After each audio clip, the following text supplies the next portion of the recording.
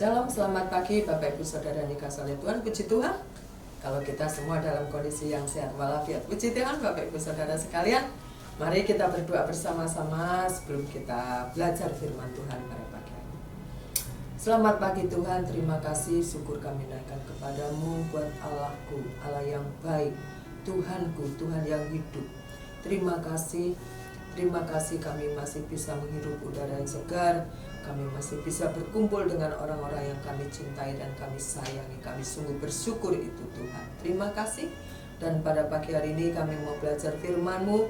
Biar Tuhan Engkau memberikan hikmat kepada kami, sehingga kami bisa menerima firman-Mu dan bertumbuh dalam kehidupan kami. Terima kasih di dalam nama Tuhan Yesus. Haleluya. Amin.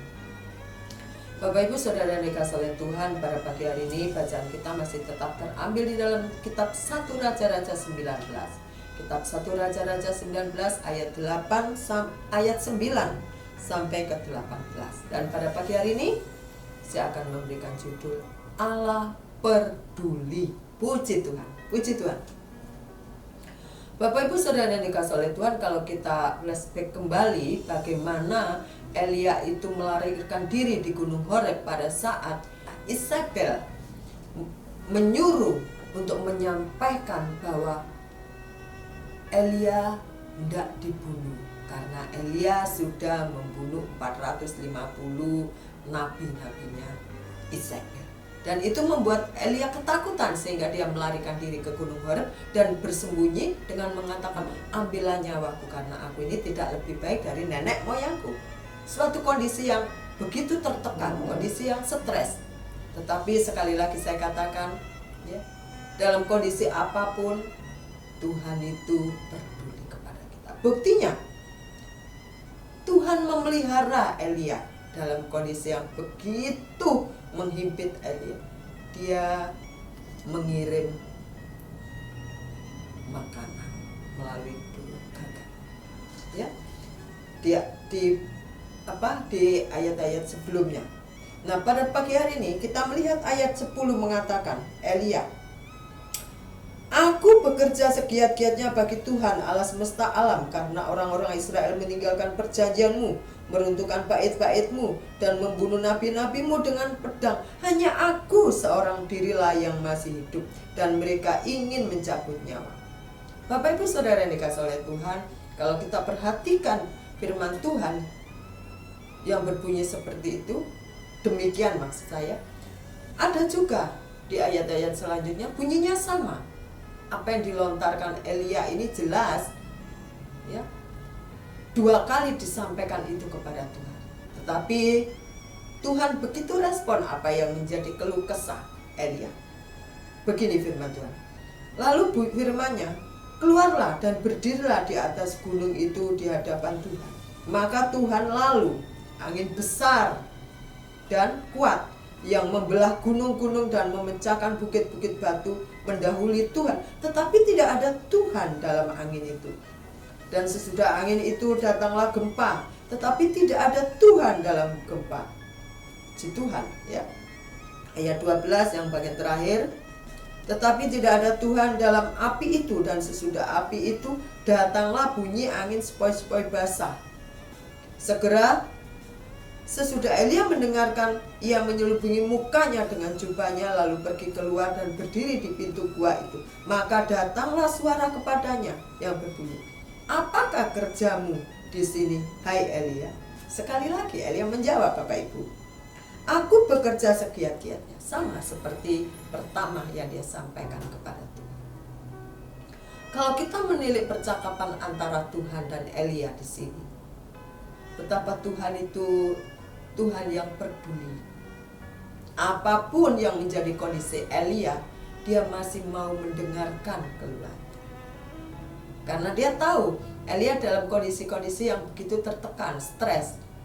Tuhan hadir. Yang disampaikan Elia, ya, aku mau mendengar apa yang kau sampaikan. Sehingga Tuhan mengatakan, kepada Elia begini, pergilah, kembalilah ke jalanmu. Haleluya. Pergilah, kembalilah ke jalanmu. Tuhan menghendaki Elia untuk kembali berjalannya, yaitu apa? Menyampaikan kabar bahwa Tuhan itu adalah Tuhan yang hidup yang kita sembah, bukan patung. Itulah yang Tuhan kehendaki dari diri Elia. Bapak Ibu Saudara sekalian dikasihi oleh Tuhan, terkadang kita ini juga tidak ubahnya dengan para tokoh-tokoh Alkitab. Kita juga pernah mengalami seperti Elia. Bukan Elia saja, bukan kita saja pernah mengalami stres, tertekan. Tetapi ternyata Elia juga. Elia ini salah satu nabi yang dipakai Tuhan, di mana kematiannya adalah dia terangkat ke surga bersama kereta berapi. Dia tidak mati, dia terangkat ke surga dengan kereta berapi. Tetapi toh dia pernah mengalami seperti kita, hidup yang terhimpit, hidup yang tertekan. Seperti Mazmur 42 katakan, mengapa tertekan hai jiwaku? Tapi sekali lagi kita tahu Tuhan adalah Tuhan yang peduli, Tuhan yang mengerti segala isi hati dan pikiran kita. Dia selalu hadir setiap saat, dia menemani kita. Mungkin di antara kita ada yang memberikan diri dalam melayani Tuhan. Seperti Elia katakan, aku bekerja segiat-giatnya. Hanya aku. Seolah-olah Elia mengatakan ini orang Israel ini bikin masalah. Cuman aku loh yang bekerja segiat-giat. Kalau mereka tidak. Kita melihat di sini bagaimana Elia. Ya. Puji Tuhan kalau kita tidak pernah seperti Elia. Tidak pernah mengatakan, aku ini bekerja segiat-giat. Kalau yang lain tuh bikin masalah. Kalau yang lain tuh bikin kacau dalam gereja. Puji Tuhan. Dan pada pagi hari ini kita belajar bersama-sama apa yang dilakukan Elia yang kurang bagus. Tentunya itu menjadi pembelajaran kita agar kita tidak seperti itu dalam kita melayani Tuhan. Karena Tuhan itu sangat tahu isi kedalaman hati dan pikiran kita. Karena memang Dia Allah yang Maha tahu. Bapak Ibu Saudara yang dikasihi oleh Tuhan, apapun yang menjadi tekanan hidup kita, himpitan hidup kita. Mungkin kita pernah mengatakan, Tuhan gak peduli. Mana sih pertolongan Tuhan, buktinya sampai saat ini? Mana? Tetapi kita lupa.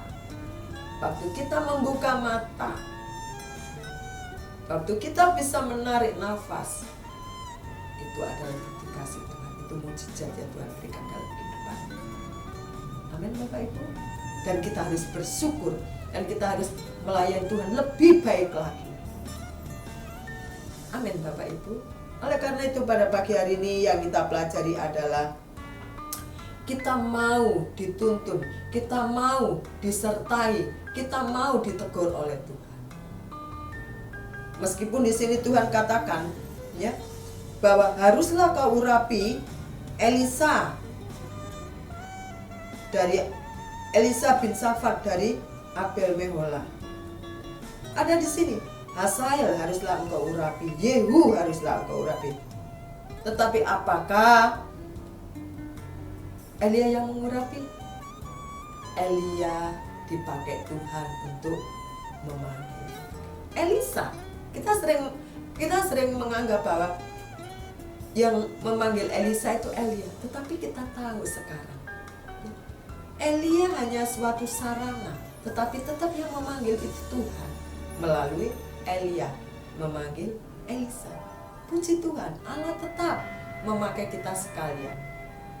Kita dipakai Tuhan menjadi sarana, menjadi wadah untuk memuliakan Tuhan, untuk menjangkau jiwa-jiwa yang belum pernah Tuhan. Dan kita sungguh bersyukur sampai saat ini Tuhan izinkan kita untuk melayani Dia Allah yang hidup. Oleh karena itu, ya, dalam kehidupan ini tidak pernah yang namanya kita terlepas dari himpitan masalah, keluarga, pekerjaan, dimanapun dan kapan itu selalu ada. Tapi yang kita percaya pada pagi hari ini sekali lagi menguatkan kita, Tuhan adalah Allah yang hidup. Amin Bapak Ibu. tetap tegar di dalam Tuhan, tetap kuat di dalam Tuhan, karena Dia segalanya dalam kehidupan kita. Puji Tuhan. Selamat pagi, mari kita berdoa bersama-sama. Terima kasih Tuhan, pada pagi hari ini Kau mengingatkan kepada kami, Engkaulah segalanya dalam kehidupan kami. Apapun yang kami alami Tuhan, terkadang kami harus melewati tetesan air mata, kami harus melewati tangisan, tetapi yang kami tahu Engkau adalah Allah yang peduli dalam kehidupan kami. Terima kasih Bapa. Inilah ucapan syukur kami, dan kami serahkan hidup kami hanya ke dalam tangan Tuhan. Di dalam nama Tuhan Yesus, haleluya, amin. Tetap semangat dan tegar di dalam Tuhan. Haleluya, amin.